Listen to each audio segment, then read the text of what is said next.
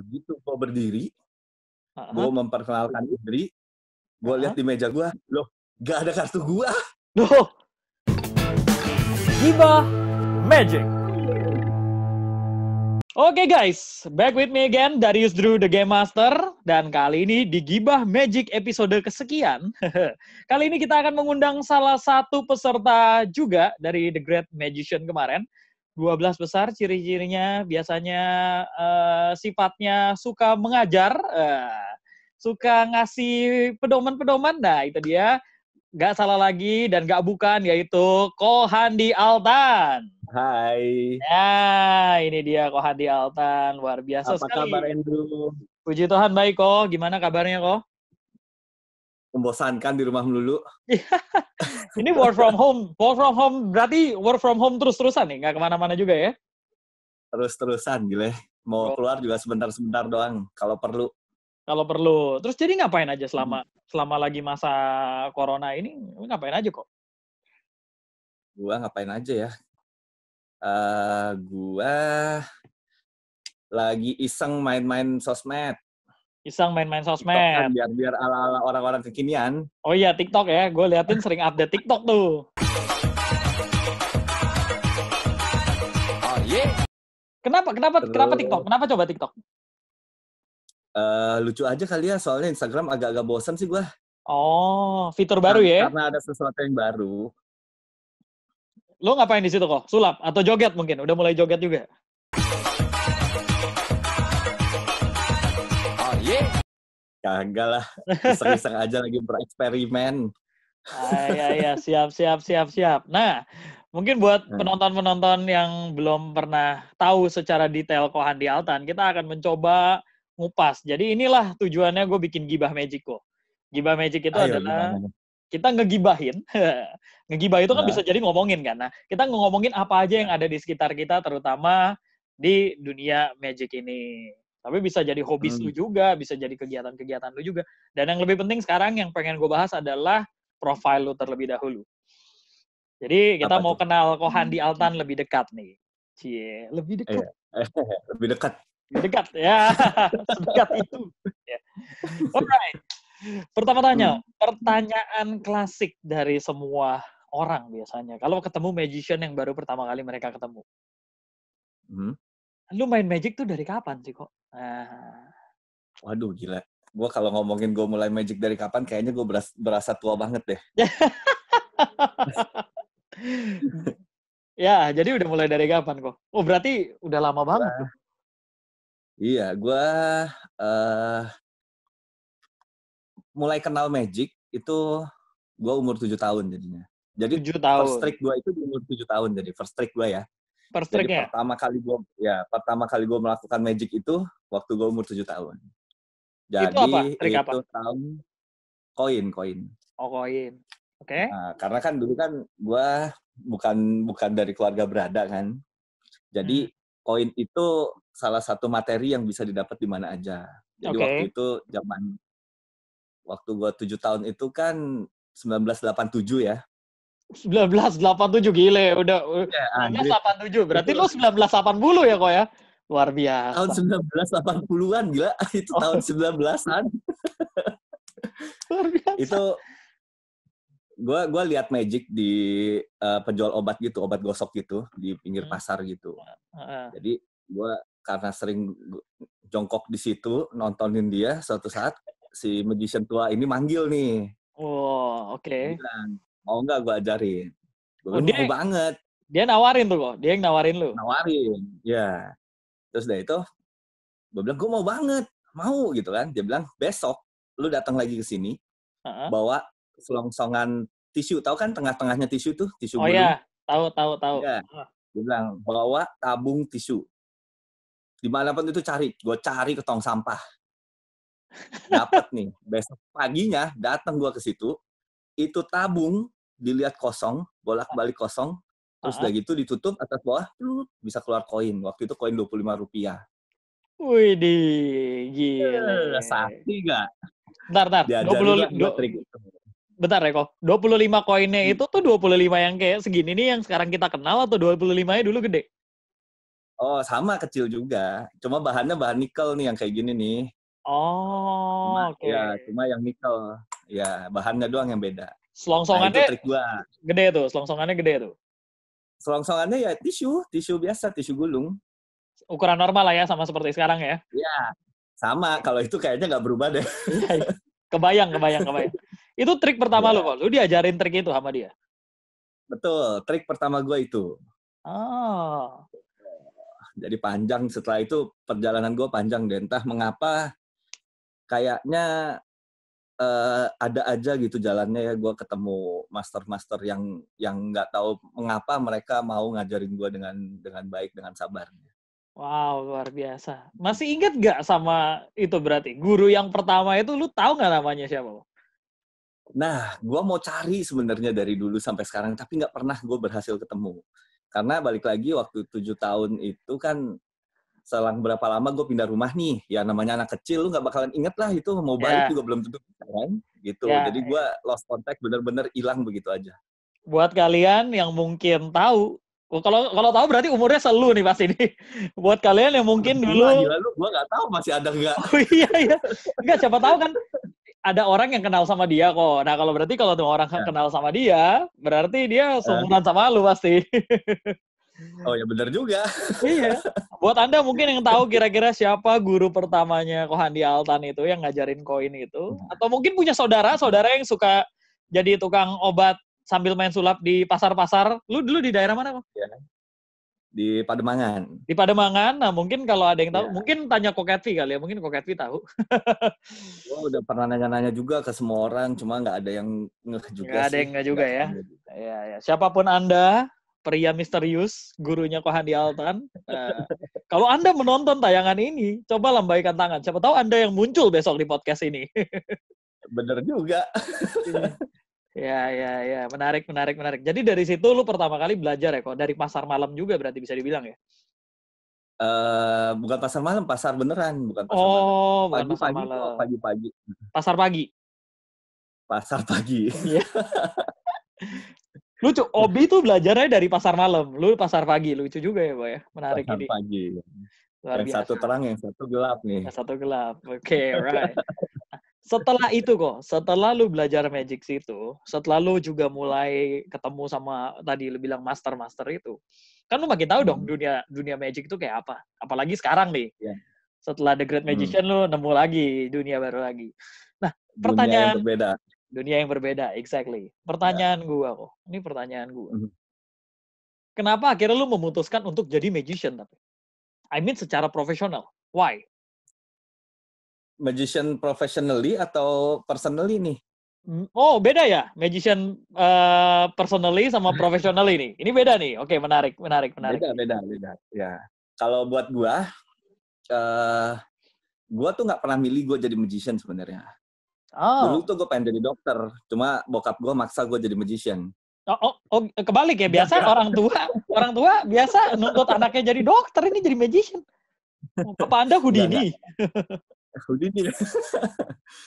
Jadi kalau buat gue magician itu sebenarnya gimana ya? Ada bercandaan yang di kalangan magician yang bilang kalau sekali lu belajar magic, lu tuh udah kena kayak kutukan gitu, lu nggak akan bisa berhenti. Once a magician, you will always be a magician. Ya. Oke. Jadi kalau menurut gua, kenapa gua milih magician secara personal, sebenarnya gua nggak pernah milih gua jadi magician. Mungkin magic cuma menitipkan seninya ke gua untuk diteruskan ke selanjutnya. Jadi gua nggak pernah milih, cuma tiba-tiba otomatis aja jadi magician. Nggak pernah milih tapi tiba-tiba otomatis jadi magician. Ya. Oke. Nggak pernah milih ya? Kalau professionally? Sebenarnya gue nggak pernah kebayang juga pengen. TGM itu tuh sesuatu yang di luar semua my wildest dream. Why? Jadi tuh gue nggak pernah. Why? Ya gimana ya? Gue kenal lu udah dari lu masih pakai abu-abu, baru-baru lulus kalau nggak salah ya.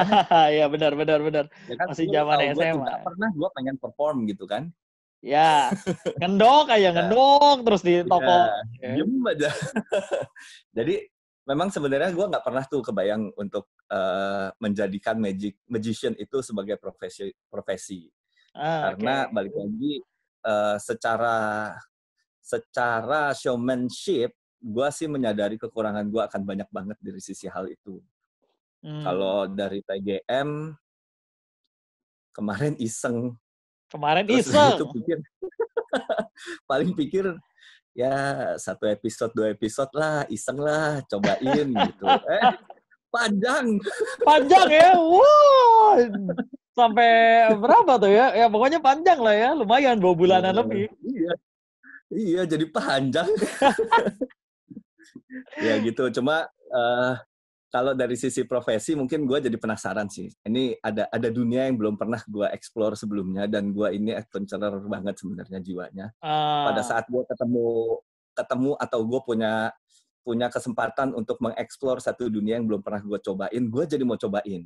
malah jadi tertarik dan penasaran gitu ya, pengen nyoba. Ya, jadi penasaran. Kok bisa begini ya? Ini dunia ini lucu juga gitu. Oh. Ya. Iya, iya, iya, iya, iya. Menarik, menarik, menarik, menarik, menarik. Nah, tadi ngomongin soal TGM ini sebuah pengalaman tersendiri nih, pengalaman unik dan pengalaman baru nih ya, buat lu kok. Ya. Nah, pengalaman yang lu paling inget di The Great Magician, selama lu di The Great Magician, apa kok? Pengalaman paling inget selama di Great Magician ya. Paling lu inget? Uh, Sebenarnya semua juga memori yang paling inget. Cuma satu hal yang bikin gue sempat ter apa ya namanya, terpatungkan di atas panggung sekali tuh. Ah, oke. Ya itu? Gue ini kan mainnya kartu, kalau nggak koin, betul kan ya? Iya, betul. Kurang lebih. Begitu gue berdiri, gue Heeh, memperkenalkan diri, gue lihat heeh. di meja gue, loh, nggak ada kartu gue. Loh, sempet tuh. Wah, lu bayangkan, berdiri di situ, live, harus mikirin apa yang harus gue lakukan. Iya, iya. Pas udah sesi Alat live lagi suara itu. gue nggak ada di situ. Ya, kok bisa? Kok bisa kartunya nggak ada? Kayaknya tim gue bukan asisten lah, kru tim gue itu mungkin agak-agak kelupaan atau panik kali ya, karena waktu itu ada perubahan jadwal yang tiba-tiba. Heeh, Jadi pada heeh. saat di prepare semuanya, semua mesti disiapin, semua udah oke, meja udah Heeh. siap, Indri udah duduk dan lain gitu, gue udah ngomong, yang kurang satu, kartu nggak ada. Kartunya ya, malah mau main pakai kartu tuh. Ya, Aduh. lu bayangin tuh, mau main apa? Mau putusin jempol? Nggak gini kalau nggak gini tuh. Wah, ini juga Nah, bisa. ya, Gila, itu itu nggak pernah terlupakan itu. tapi ada way out ya kan? Akhirnya ada way out ya Ya, kan? ya mungkin karena memang terbiasa kali ya. Jadi kebetulan gue di Magic Night itu kan gue kalau ngumpul kan kadang-kadang memang mainnya suka asal-asalan kan. Teman-teman juga di situ Magic emang have Night. fun aja kan, main juga asal-asalan. Jadi kayak tiba-tiba ditodong berdiri ke depan lalu nggak bawa alat, nggak ini, cuma pinjem gitu. Gue pikir kenapa gue nggak pakai aja caranya. Lalu gue ngomong aja langsung ke belakang panggung, Oh, boleh saya pinjam satu buah oh kartu. itu way out yang paling bagus. Way out yang paling bagus ya. Iya, tapi untung Seolah-olah untung memang untung tidak script. Iya, iya. Untung ya, tapi kru dari tim konsultan semuanya hebat dan tanggap karena begitu gue ngomong semua responnya cepat banget, nggak sampai langsung. berapa detik kartu udah keluar. Oh, aman jadinya Gitu. ya. Memang seolah-olah kayak, Aman. oh ini memang direncanakan skenarionya seperti ini.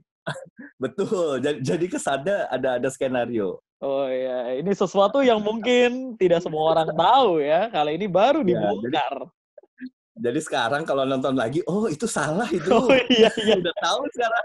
Iya. Oh ini yang lupa nih, ini yang dimaksud lupa nih sama Kak Handi. Iya, iya, iya, Iya, iya. oh ini lupa. Iya, aduh, Tapi pengalaman. kalau dari pengalaman gue sih sebenarnya eh ini kan karena panggung yang berbeda, mau Iya, live tapi kan bukan off air kan. Kalau iya off air betul. mungkin kita sistematisnya masih lebih sedikit lebih apa ya, fleksibel mungkin ya. Ya, Jadi karena durasinya lebih panjang kali juga ya. ya, Jadi bisa kita ngakalin banyak betul. hal.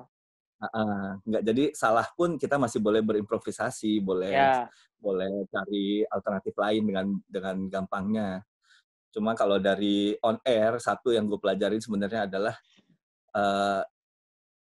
easy sih sebenarnya. Lu percayalah sama tim di belakang lu, karena gue Ya. yakin mereka nggak akan membiarkan lu jatuh di atas panggung. Ya, betul, betul. Tentunya pasti semua mau support supaya acaranya juga bagus gitu ya. Setuju, ya. Keren. Itu pasti pengalaman yang luar biasa tuh, kartu gak ada. Mana kartu saya? Wah, Wah, itu bukan. dalam waktu millisecond, itu semua di otak tuh udah mikir semuanya. Tangan gue udah pegang ke kantong, apa gue ganti mainan gue main koin atau gue main yang lain gitu. Semuanya mainan udah ada di kepala langsung. In a split second, tiba-tiba kepala tuh kayak mesin waktu ya, muncul semua ya. Iya, everything in slow motion. Alright, menarik. Nah, kalau tadi udah ngobrolin soal pengalaman itu kok. Nah, sekarang gue mau tanya, lu pernah sekamar sama siapa aja di dalam masa karantina? Pertama gue sama Joe. Joe Vasago, ya. Ya, terus setelah itu gue sama Bang Poker. Oh, Bang Poker. Iya, Oh, abangku. ya. Abangku itu. Bang Poker, luar biasa itu Bang Ya, Poker. Bang Poker, terus Obi. Obi, ya. Abis Obi terus lu tereliminasi. Emang gara-gara Obi. Iya. Ini gara-gara Obi. Wah, waduh. Ini gara-gara Obi. Itu ada legend sendiri itu di Iya. dalam. Kutukan sekamar sama Obi. Ya, luar biasa. Ya. Tereliminasi, comeback, gue sekamar sama Adi Ucok. Ya. Di antara 4 orang itu mana yang paling asik sekamarnya? Yang paling asik, semua asik sih sebenarnya. Kalau sama Joe, kita sering tukar pikiran apa sih yang terjadi di dunia Magic sekarang. Jadi gue banyak belajar juga sama Joe. Kalau generasi muda tuh apa sih yang dipikirkan sekarang, apa sih yang dibutuhkan dari Magic. Oke. Lalu sama siapa lagi? Bang Sama Poker. Bang Gue Poker. belajar bisnis. Oh ya. Itu kerjaannya buang-buang duit di kamar itu, ya kan? Bikin video buang-buang duit itu apa? Duit kecil, buang-buangin aja.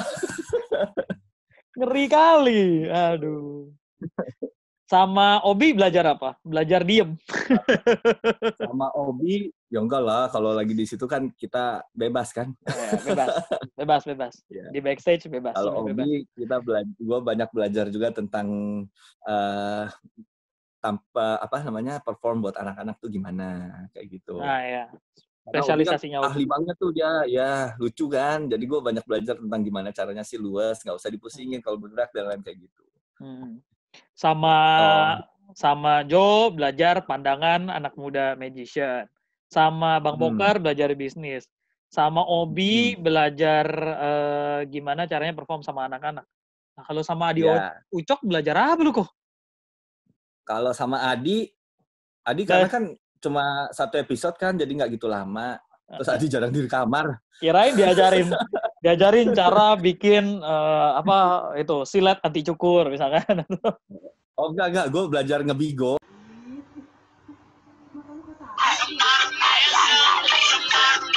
Oh, malah belajar ngebigo. Adi Ucok, seorang Adi Ucok. Ya. Bayangin Adi Ucok gitu ya, dengan rambut yang seperti itu dan dandannya, malah bigo gitu kan, belajar sesuatu dari bigo. Ini menarik, kayaknya besok kita akan coba undang Adi Ucok, kita tanya, apa ini ilmu bigonya Adi Ucok? Iya, lu mesti tanya, dia kalau ngebigo ngapain aja. Oh iya, bener. Boleh. Ini akan jadi sesuatu yang menarik tentunya, kita akan tanya-tanya nanti ke Adi Ucok. Kalau Adi Ucok bisa dikontak, karena Adi Ucok juga salah satu kandidat yang sering hilang, sama seperti Sky. Paling susah dicari itu. Susah banget. Nah, kok kalau di kamar tuh lu ada pengalaman aneh atau unik atau seru juga nggak sih sebenarnya di antara keempat orang itu? Ada pengalaman yang, wah ini gila banget nih gitu. Kebetulan gue sekamarnya sama orang-orang yang kayaknya kurang ajaib. Kurang siapa ya? Enggak. kurang aneh. Jadi menurut kurang gue aneh, kurang aneh. Siap. nggak ada yang aneh-aneh sih dari mereka. Mereka oke-oke aja semuanya, nyaman banget kok gue selama itu. Selama ini nyaman-nyaman aja ya. Jadi fun-fun aja ya. Siap, Ya, siap, cuma Adi siap. doang yang sering hilang, jadi gue sering sendirian. Loh mungkin itu dia lagi ritual kok, makanya hilang tiba-tiba. Bener juga, jaga lilin dia. Lagi jaga lilin ya kan. Luar biasa memang Adi Ucok. Bang Adi Ucok, kamu saya tunggu di podcast saya. Oke, ajarin dia gimana ngebigo, Di. Iya, tolong ya Bang. Tolong ya Bang. Anak baru Bang, anak Bigo baru Bang. Right. Nah, kan sebenarnya selama ini kita udah ngumpul tuh hampir sekitar 2-3 bulanan kan selama The Great Magician ini. Ya. Tadi mulai dari bulan November, terus sempat istirahat dulu di Desember, lanjut lagi di Januari sampai Maret kemarin terakhir. Sebelum akhirnya kita di karantina lagi sekarang di rumah masing-masing. Iya, karantina pulang karantina lagi. Aduh. Iya. Perasaan beres karantina pengen akhirnya kita bisa bebas berkarya. Di karantina lagi. Aduh, ya. Nah, selama kita bergaul pasti kan tentunya ada dong kita ya have fun bareng pasti ada, jelas ya kan, seneng-seneng bareng pasti ada. Tapi pasti ada beberapa nih yang mungkin ada sedikit ketegangan atau mungkin ada perbedaan pendapat yang terjadi. Nah, gue mau tanya, lu ada nggak sih sebenarnya magician di The Great Magician ini tentunya ya, teman-teman The Great Magician. Ada nggak sih sebenarnya yang lu kurang cocok atau mungkin lu nggak suka? Waduh. Wah, langsung serius dia. Oh, ada. Oh, ini menarik. Nggak mungkin nggak ada. Gue yakin banget semua yang di situ pasti ada. Karena pasti ada. Nggak dari berapa yang kita masukkan total 25 ya? Dari 25. Dari 25, 15 langsung jadi 12 ya kalau nggak salah. 15, 12, betul. Dan kalau kita berbicara dari 25, itu ada 25 pribadi yang berbeda-beda. Dan gue yakin nggak semuanya cocok. Gue yakin pasti ada yang cocok. Gitu. Jadi ada? Ada nih, ada. Oh, siapa kok? Siapa?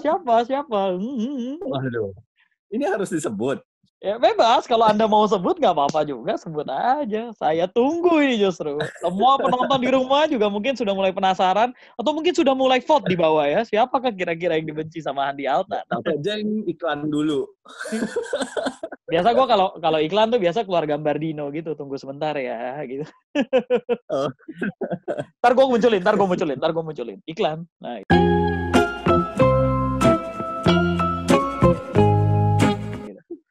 Siapa kok? Mungkin bukan karena nggak suka karena nggak cocok sebenarnya, bukan karena benci, cuma karena nggak cocok aja.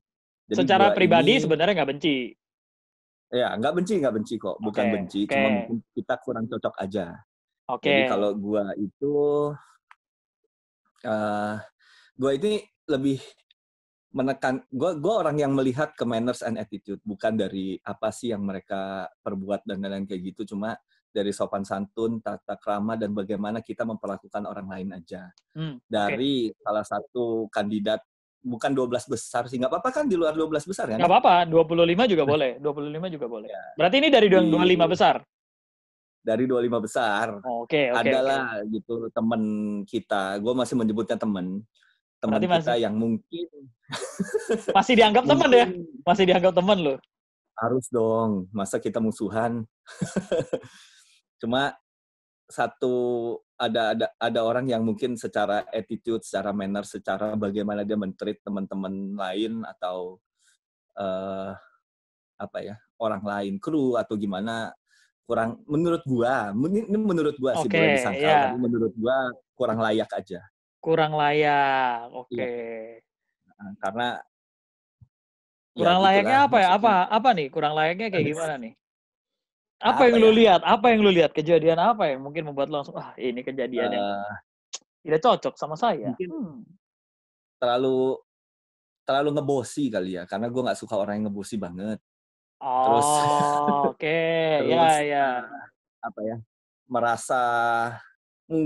merasa dia above everyone gitu ya, di atas semuanya, atau dia merasa udah paling hebat atau punya backing yang hebat atau apalah gitu ya gitu. Tapi Oh, oke. Untungnya? untungnya di 25 besar doang. Oh, berarti backingnya nggak hebat-hebat amat dong. Cuma 25 besar akhirnya kan. Backingnya ini bukan wilayah backingnya. Oh, bukan wilayah backingnya. Siap. Bukan area Wilayah backingannya ya. teritorial ini. Lain teritorial. Pantas cuma 25 besar. Tapi sekali lagi masih tetap dianggap teman ya. Bukan benci secara personal sebenarnya. Tapi lebih ke Ya. attitude, sikapnya memang tidak cocok aja sama yang stylenya kita gitu lah ya. Kurang lebih. Iya. Nggak, I see. ya secara gua mungkin ya. Ini secara personal, tapi kalau gua salah silahkan dibantah, nggak apa-apa. Ya. Loh kan itu personal pandangan lu kok. Siapa yang mau bantah ya pandangan lu? Iya kan? Masa Anda berpandangan seperti ini? Tidak benar Anda berpandangan seperti ini. Saya tidak suka. Tidak boleh. Siapa Anda melarang saya? Kan gitu. Ya. Oke. Nah, kalau tadi kita ngomongin yang nggak cocok. Sekarang kita ngomongin yang paling deket sama lu kok. Siapa? Pasti ada dong yang chest lu banget nih di TGM nih. Wah, ini dia nih. Sohib gua atau mungkin orang yang sangat ngebantu dan cukup dekat sama lu. Peserta ya? Oh, peserta ya? Peserta. Peserta yang gua deket itu, ini secara kita berbicara 12 besar atau ini nih? 12 besar boleh. 25 besar boleh. Cuman mungkin 12 kali ya, karena paling lebih sering spending waktunya sama yang 12 kan. Kalau gua mungkin deket sama Dave, cuma dia nggak lama kan. Oh iya, Dave. Episode pertama. Terus Velin, gua deket sama Velin karena kita teman dari kecil juga kan. Jadi dari kecil? Berarti 1980. 19. Velin mungkin lupa gue juga ya, 1994 kali ya. 1994. Hah? 1994 lebih kecil dari gua dong, Koko. Enggak, maksud gue 1994. Kalau nggak salah 1994 gitu, kita pernah berguru sama guru yang sama. Oh, iya. Pernah ketemu bareng berarti jadi 1994 itu. Iya. Jadi mungkin secara itu mungkin gue lebih dekat. Terus sama lu lah. Siapa lagi? Circle-annya itu aja ya soalnya ya. Nggak jauh-jauh ya. Jadi kan dulu ini temannya semua orang. Semua orang masih dekat sama dia. Oh iya benar juga. Apa boleh buat, saya kerjanya mobile, tukang rusuh aja gitu ya kan, keliling-keliling. Ya. Sama Bang Poker. Sama Bang Poker. Gue paling sering kalau misalnya ya. Jadi Bang Poker suka kasih masukan juga, gue main apa sih hari ini kayak gitu. Atau minggu depan ya ini main apa. Jadi kalau pernah lihat yang gue main itu puzzle, itu masukan dari Bang Poker tuh. Oh, malah Bang Poker yang kasih masukan untuk main puzzle itu ya. Bagus itu.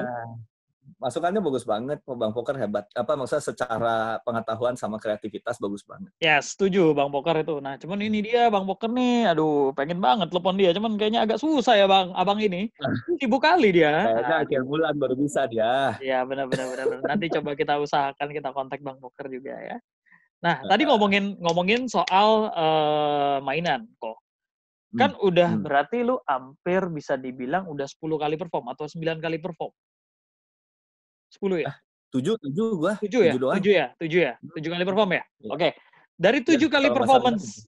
Ya, kalau dari 7 kali performance itu, mana performance yang paling berkesan dan yang paling lu suka menurut lu? This is my best performance. Waduh. 1 doang atau boleh berapa nih? 2 boleh, nggak apa-apa. Yang nomor 1, top yang paling gue suka itu adalah rutin terakhir gue waktu di comeback episode. Yang balon. Comeback episode. Ya. Iya, yang pas comeback episode. Comeback episode. Ya, pegang pisau jadinya. Pas comeback episode, karena gue merasa ini adalah story yang pengen gue sampaikan. Meskipun secara rutin jadinya harus mengawinkan dua aim, dua tujuan cerita gue harus menjadi satu. Tadinya gue mau punya message untuk magician, sama gue mau tell a story of my life. Harus disatuin deh. Ya, jadi akhirnya harus di-blend. Karena memang kesempatannya tinggal itu ya. Iya. Yang kedua, rutin gue True Colors, yang gue main sama 2 anak gue. Ya, True Colors. Yang endingnya keluarin Rainbow Deck. Rainbow Deck, ya Iya. betul. Itu juga indah banget. Gue terharu banget nontonnya. Kalau kalian nonton, guys, kalian boleh nonton lagi. Videonya mungkin masih ada. Either kalau nggak di YouTube, bisa di RCTI Plus. Itu keren banget Di rutinnya. Instagram gue juga ada. Di Instagram lu juga ada ya? Tenang. Nanti Instagramnya Ada. akan muncul di bawah sini. Akan ada tulisan Asik. nama Instagram kita. Jadi tenang aja. Ada semua. Iya. Ya. Itu terinspirasi dari apa kok sebenarnya rutin itu? Yang Ya. True Colors itu? True Colors itu gue ciptain tahun 2005. Jadi 15 tahun yang lalu. Oh gila, nggak berasa aja. 15 tahun yang lalu. Ya, 15 tahun yang lalu itu gue bikin rutin ini. Awalnya tuh dari sebuah paket trik dari John Bannon, magician dari Amerika. Lalu gue merasa trik ini bagus tapi kurang diulik panjang. Jadi gue iseng, gue bikin efeknya. Jadi ada perubahan efek. Jadi kalau untuk magician yang nonton penasaran, kalian cek dulu John Bannon, lalu John perhatiin Bannon sequence depannya. Ya, jadi dia kalau pakai dibilang, lagu yang sama? Enggak, beda. Enggak pakai lagu ya maksudnya? Dia performnya? Enggak pakai lagu. John Bannon enggak pakai. Jadi rutinnya dia gue ganti. Jadi kalau lu lihat itu endingnya beda. Jadi ntar pas dilihat jangan bilang sama, karena gue juga udah kontak John Bannon dan gue minta izin. Dan John Bannon mengiyakan kalau ini sudah bukan rutin dia lagi. Wow, oke. Malah dia menawarkan untuk ditulis, cuma gue sampai sekarang belum sempat nulis untuk kirim ke dia untuk dibukukan sih. Ya. Mungkin sekarang saat yang tepat kok, mumpung punya waktu banyak, bisa kontak-kontak dia lagi ya kan. Siapa tahu bisa Zoom bareng juga sama dia. Halo John Bannon. Iya. Lumayan. Sekarang soalnya saya perhatikan semua magician jadi YouTuber juga ya. Semenjak dikandangin di rumah. Live IG, YouTuber, Zoom. YouTuber, Zoom, dan kawan-kawannya. Luar biasa memang. Dan kawan-kawannya. Nah, kok tadi gue tertarik sekali nih ngedengar kenapa lu sebelum perform, bahkan lu jauh-jauh udah kontak dulu si John Bannon. Emang seberapa penting part itu dan kenapa lu harus minta izin? Mungkin gak banyak orang yang tahu kan apa yang lu lakukan itu. Karena karena nggak bisa disangkal kalau ini base-nya adalah rutin by John Bannon. Namanya apa ya? Spin Doctor. Namanya Spin Doctor by Spin Doctor by John Bannon. Ya. Okay. Jadi kalau kalian magician yang mau research silakan. Menurut gua kita magician itu paling nggak boleh lupa sama akarnya si magic, karena sejarah itu penting. Jadi sejarah itu penting. Kalaupun rutinnya memang totally berubah, jadi dari 100% rutin True Colors gua ini, John Bannon itu mungkin sekitar 30-35%-nya doang. 30 sampai 35%. Oke, 35% ya. Ya. Cuma nggak bisa dipungkiri kalau depannya movement-nya, sequence-nya itu sama, mirip banget jadinya. Memang efek endingnya berbeda. Gua nggak disebut di sini, cuma untuk sekalian kalian berarti mumpung lagi di rumah, cek, lihat perbedaannya, jadi bisa tahu nih evolusi dari sebuah trik simple, sebuah trik pendek, sebuah paket trik menjadi sebuah rutin yang bercerita. Ya. I see. That's why kenapa tetap kita harus respect sama si inspirator kita kali ya, At least banget. Kita kasih kredit ke dia. Ya, memang secara sosmed ini sempat dibahas juga di luar negeri. Gua diajarin juga sama John Bannon. Dia bilang sebenarnya secara etika, gue tidak melanggar kalau gue nggak menyebut John Bannon. Ya, betul. Ya, karena gue udah beli. Bener kan? Ya, sah. Kalau udah beli, sah. Kalau gue pakai, gue nggak perlu sebut gue pakai apa. Bener kan? Betul. Sama misalnya gue beli barang apa gitu kan, gue nggak perlu bilang dong gue pakai brand ini, ya gue pakai aja, nggak perlu diceritakan. Saya hari ini saya akan bermain sulap. Terima kasih jas Zara, terima kasih jasnya keren. Ya, hari ini jalan saya begitu empuk karena sepatu saya adalah Nike gitu kan, nggak boleh. Nggak penting. Ya, nah, ini yang gue pelajari dari John Bannon waktu itu adalah dia bilang tapi secara morally kita memang pasti ada sesuatu yang nyangkut kalau kita tidak berbicara. Oh. Yang bikin gue seneng itu adalah pada saat dia bilang thank you, lu udah reach out to me, meskipun gue sekarang akan mengklaim, gue akan menyatakan kalau rutin ini sudah bukan spin doctor. Gitu. Ya. Itu yang bikin gue bangga sih. Terus udah gitu dia ngenalin gue ke satu magician di Magic Castle juga, namanya Fred Spielberg. Spielberg ya. Fritzberg. Nah, ya. Beliau yang kontak gue, dia bilang John Bannon reach out ke dia, lalu dia kontak ke gue, dia suka rutinnya, dia mau nulisin bukunya, dan lain kayak gitu. Cuma sampai sekarang belum sempat gue kontak balik, belum sempat di itu.